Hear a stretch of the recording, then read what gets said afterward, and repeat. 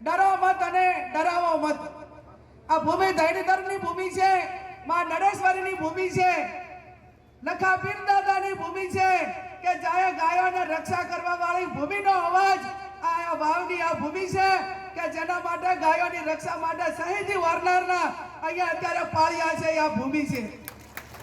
અને જ્યારે બેન અને દીકરીની વાત આવે બાપુ, ત્યારે સૌ પ્રથમ મેં મામેરું 2017 વાવની જનતા પાસે માગ્યું હતું અને એ ટાઈમે મેં વિનંતી કરી હતી કે મારે મામેરામાં હીરા નથી જોતા, મોતી નથી જોતા, મારે ઢાલામાં બીજું કાંઈ નથી જોતું, પણ તમે ગરીબ સમાજની દીકરીને વોટ આપીને ધારાસભ્ય બનાવજો, તમારું વોટ હું એળે નહીં જવા દઉં એવી કુવાસી તરીકે તમને બધાને વિનંતી કરીને મામેરું માગ્યું હતું।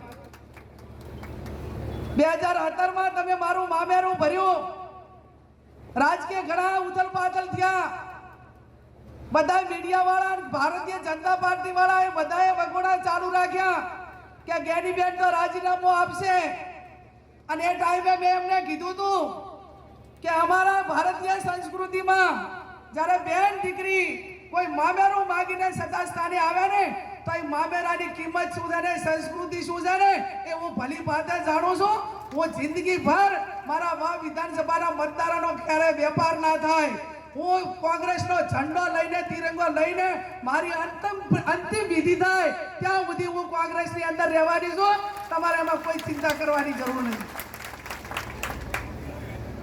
ત્યારે પ્રજાને ભરોસો બેહવો જોઈએ, એને એનું વોટ આપ્યું છે એનો વેપાર ના થાય, એને નેચું ના જોવું પડે।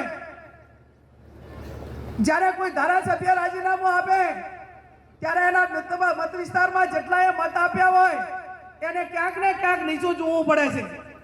ત્યારે હર હંમેશા તમે મને મોટી કરી છે અને જો ઉથલ પાથલ કર્યું હોત અને વ્યક્તિગત માટે કરીને કદાચ કઈ આઘા પાછું કર્યું હોત તો અત્યારે આજે આ માવડી મંડળ તમે બધાય મામેરાની માતર ખાવા આવ્યા છો ને, એ મામેરાની માતર ખાવા તો ના આવો, પણ એમ જ કહે કે બેન તો વેચાઈ ગયા હતા, એમને અહીંયા કદી એમનું મોઢું ના જોવાય।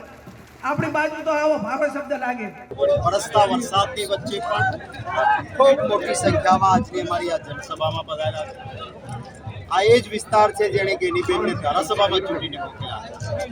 આજે સંસદનો આપણા સૌનો અવાજ બેઠા અનેક પ્રશ્નો છે ખેડૂતો। આ એક પ્રેમનું પ્રદર્શન છે। કોંગ્રેસે અહંકારી નથી, શક્તિ એ સેવા માટે હોય, પ્રદર્શન માટે નહીં। આ પ્રેમનું પ્રદર્શન છે અને અમે લોકોના માટે લડતા આવ્યા છે, લડતા રહીશું, કામ કરતા રહીશું।